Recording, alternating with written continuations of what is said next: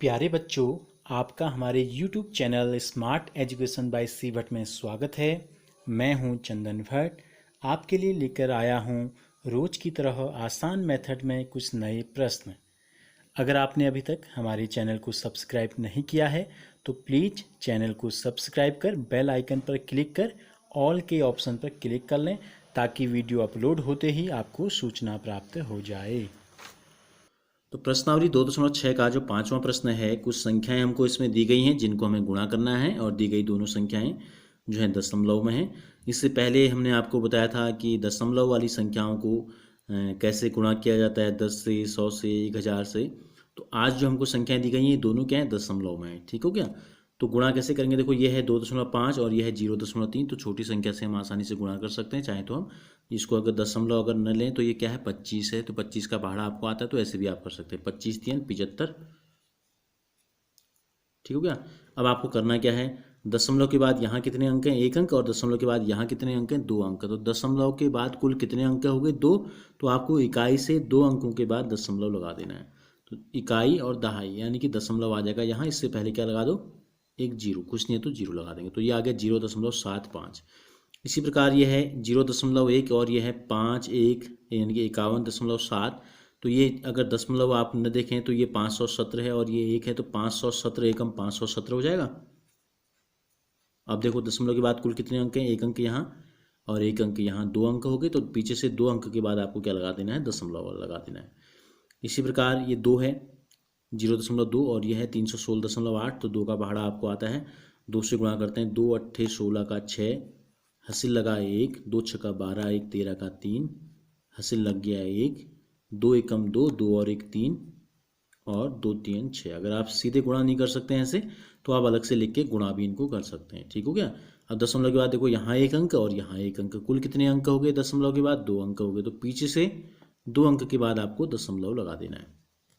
तो इसका जो गुणनफल आ गया, ये आ गया 63.36 आ गया। ठीक है। अब अगली जो संख्या है 1.3 गुणा 3.1 है। तो 13 का पहाड़ा आपको आता है, 13 कम 13 का 3, हासिल लग गया 1, और 13 3 होता है 39, 39 में 1 जोड़ देंगे तो कितना हो जाएगा, 40। दशमलव के बाद 1 अंक और दशमलव के बाद 1 अंक, दशमलव के बाद कुल कितने अंक हो गए, 2 अंक। तो दशमलव लग जाएगा यहाँ। तो गुणनफल जो आया 4.03 आ गया।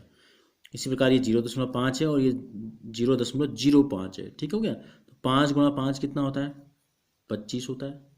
दशमलव के बाद यहाँ 2 अंक हैं, यहाँ 3 अंक हैं। तो दशमलव के बाद कितने अंक होने चाहिए उत्तर में, 3 अंक।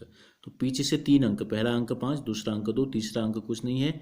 तो आप जीरो लगाएंगे, दशमलव लगा के एक जीरो लगा देंगे। ठीक हो गया। तो ये आ गया 0.025। इसी प्रकार ये है 11.2 गुणा 0.15 हमको दिया गया है। तो 15 का पहाड़ा आपको आता है, पढ़ो, 15 दूनी 30 का 0, हासिल लगा 3, 15 कम 15, 15 में 3 जोड़ेंगे 18 का 8, हासिल 1, 15 कम 15 और 1 जोड़ दिया तो कितना आ गया, 16 आ गया। दशमलव के बाद 1 अंक यहाँ, दशमलव के बाद 2 अंक यहाँ, कुल अंक हो गए 3 अंक। तो इकाई दहाई सैकड़ा यानी कि पीछे से, यानी कि इकाई से 3 अंक के बाद आपको क्या लगाना है, दशमलव लगा देना है। तो गुणनफल आ गया 1.680। इसी प्रकार इन दोनों को गुणा करेंगे तो यह है 107 और यह है 2, 2 सत्ते 14 का 4, हासिल लग गया 1, 2 गुणा 0 0, 0 में 1 जोड़ेंगे 1 आ जाएगा, 2 एकम आ जाएगा 2। दशमलव के बाद 1 2 3 4, कुल अंक 4 है। तो 1 2 3 4 अंक लगा दो और एक जीरो, ऐसे आपने लगा दिया। अब अगली संख्या है 10.05 गुणा 1.05। तो क्या करते हैं, देखो ये 105 है, इसका पहाड़ा हम पढ़ते हैं।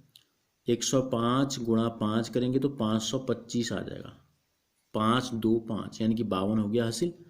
जीरो से गुणा करेंगे 0, 52 का 2, हासिल लगा 5।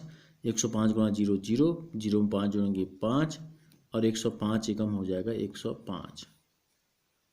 ठीक है। चाहो तो अलग से आप गुणा भी कर सकते हैं, ये आ जाएगा गुणा करके। अब दशमलव कितने अंक बाद लगाने हैं, 2 और 2, 4 अंक के बाद 1 2 3 4। तो यानी कि यहाँ पर आ जाएगा आपका दशमलव।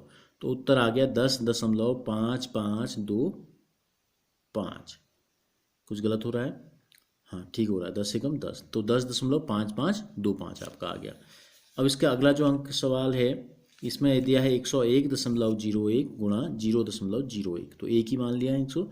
अगर किसी संख्या को 1 से गुणा करें तो क्या आता है, वो संख्या स्वयं आ जाती है। तो ये हो गया 10101।